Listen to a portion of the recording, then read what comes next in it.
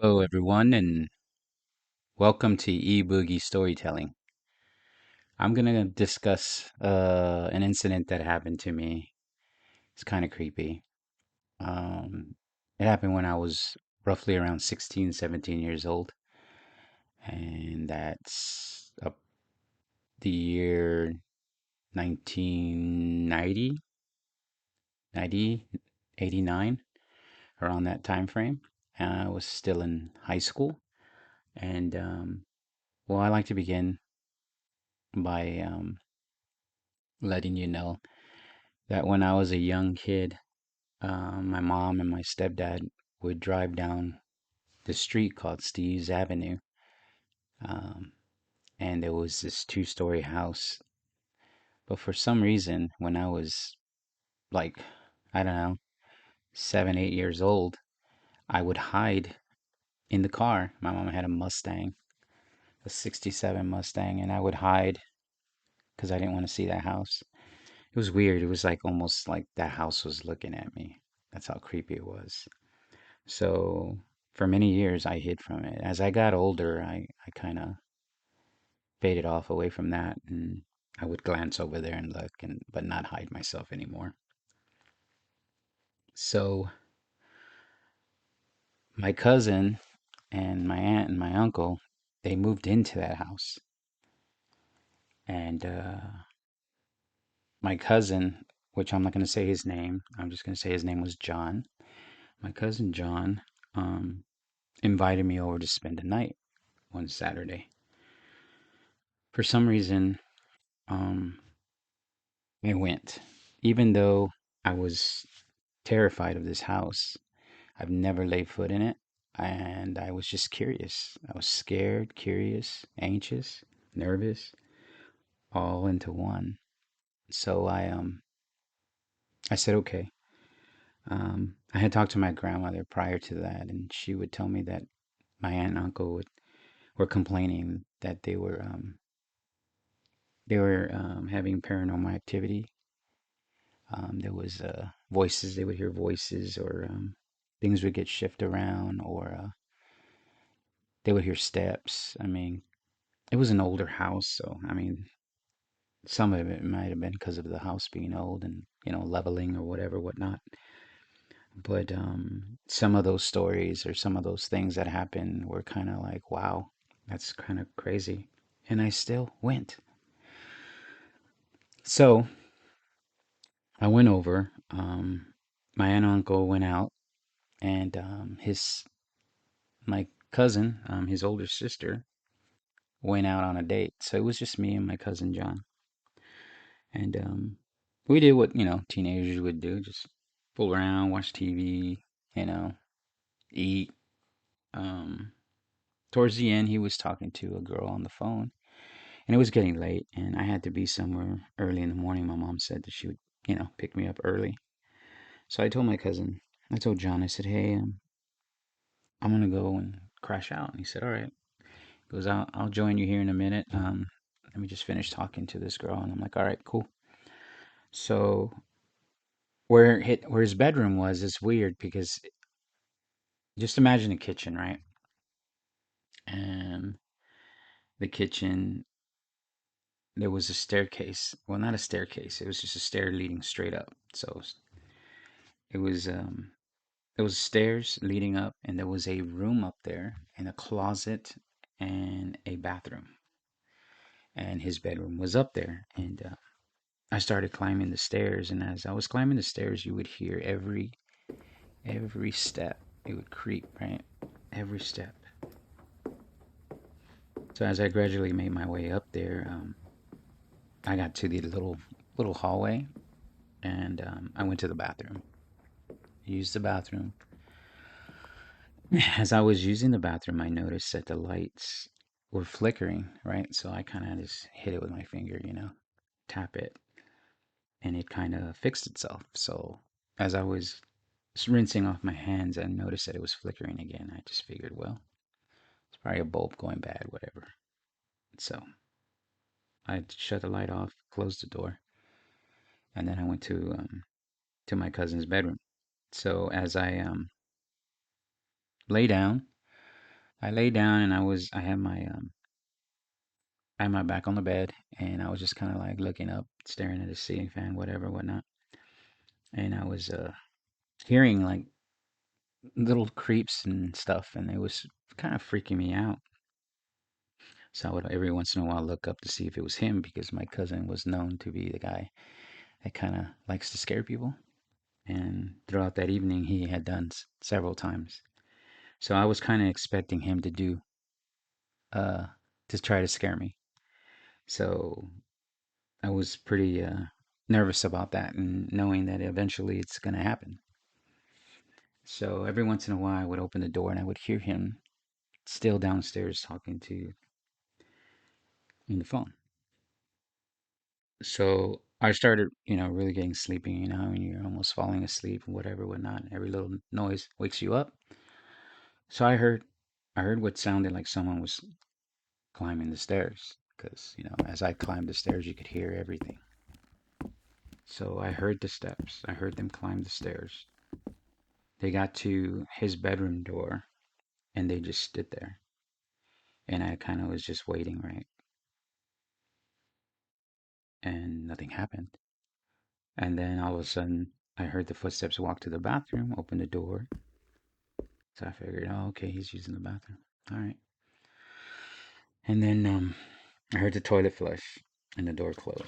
And the steps were leading towards the room again. And they just stayed. What seemed like, hours. Um, I um, I covered myself with the sheets because I said, you know what? He's gonna try to scare me. So all right, I'm gonna get him. So when he goes to scare me, I'm gonna scream and scare him back. Right? That was my idea. So I heard the door open and it shut. And I felt like a presence. You know, when you know someone's in a room and you know you're not alone and you know they're in the room with you. I mean, you can feel a presence. I felt that. I felt that. I knew somebody was in there. I knew he was in there and I knew he was about to scare me. So I was preparing myself for it. I said, I don't know what the hell he's going to do. Is he going to jump on the bed? Is he going to yell? What? So I just waited and I was waiting and I was waiting. Nothing. And then all of a sudden, I felt two hands grab my ankles and pulled me towards like the end of the bed. And it startled me, but at the same time, I took the covers off and I said, "Boo!" Right, really loud. "Boo! I got you!" And there was nothing there. I mean, it was dark, but you know how you've been, in a dark area, you start seeing, a little bit of light, and you can see fixtures or whatever, whatnot. There was nobody there. I was expecting him to be there, standing there, and he wasn't. So I said, I know he's in here. So I got up. I looked at the end of the bed. There was no one there. And there's really no place to hide in that room. That room was small. It wasn't in a closet because I would have definitely heard the closet. I looked in there, nothing. I looked under the bed, nothing. I opened the door, and when I opened the door, I still heard him downstairs talking. So I was still kind of like, man, maybe he had a friend come over here or something. So I started looking. I looked in the closet, the hallway closet. I looked in the bathroom, nothing. There is no way, if it was a person, that would have made it downstairs or made it out of the room without me hearing it because it was kind of instantaneous. They pulled me. I lifted the covers off. There's no way they could have left. The only way is to just vanish. So I was still trying to figure things out. I was startled by it. I'm like, what? So I go downstairs, kind of like questioning life, or questioning what I thought, or did it happen? Was I asleep? And I told my cousin John, I said, hey, were you upstairs? Did you just try to scare me? He just looked at me and said, no. Why? What happened? And as soon as he said no, and I saw that he was sincere, I started getting this fear. It was overwhelming, just overwhelming fear. I could feel my heart pounding out of my chest. That's how scared I was. I told him, I gotta go. I gotta leave. I said, I gotta go. So I got on my bike because I rode my bike there. I got on my bike, not my motorcycle. I'm talking about a bicycle. I got on my bicycle, and honestly, I felt whatever it was right there with me. And I almost felt like that they were, how would I say it? They were like mocking me. Yeah, I got you. Kind of that feeling mixed in with fear. So I got on my bike and I just started pedaling home. Now, my cousin lived several blocks away from where I lived. So it wasn't that far, but it was pretty far. If that makes any sense. So I'm riding my bike. I'm hauling as fast as I can. And I could feel whatever it was following me, was right alongside me. And I couldn't push it off. And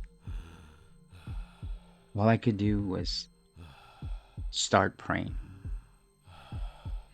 So I started to pray, and I still felt it. And then once I got maybe about a block away from my house, I didn't feel it anymore. It's kind of strange. It's just kind of like if you put your hand in hot water, you know it's hot. And if you take it out and put your hand in cold water, you know it's cold. It was kind of like that. It was like I felt it and then I didn't. But I was still afraid, still scared. So I get home, I open the door, I run to my bedroom, and I just lay there. And I remember couldn't sleep that night.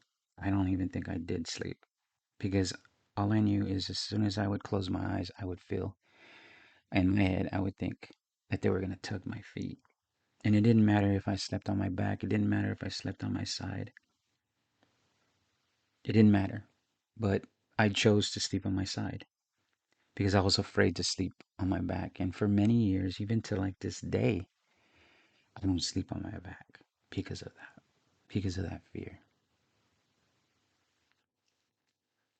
So eventually, I did tell my cousin what happened, and he freaked out because he had something similar happen to him too, but not forcefully tugged him. But I'm thinking to myself, whatever it was, didn't want me to stay there. Didn't like the fact that I was religious, in a sense. So it didn't want me there. It didn't want me to stay. That's the only thing I can think of. But that was like the most terrifying event that ever happened to me.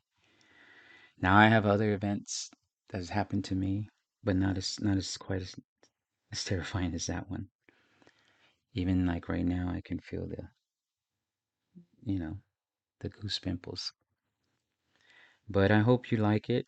I hope you enjoyed the story.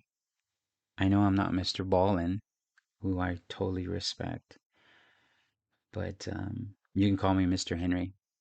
So until next time, thanks for listening in. And if you have any stories for yourself, please comment me. Maybe I can give you my email so I can share your stories as I share mine. Thank you. Bye.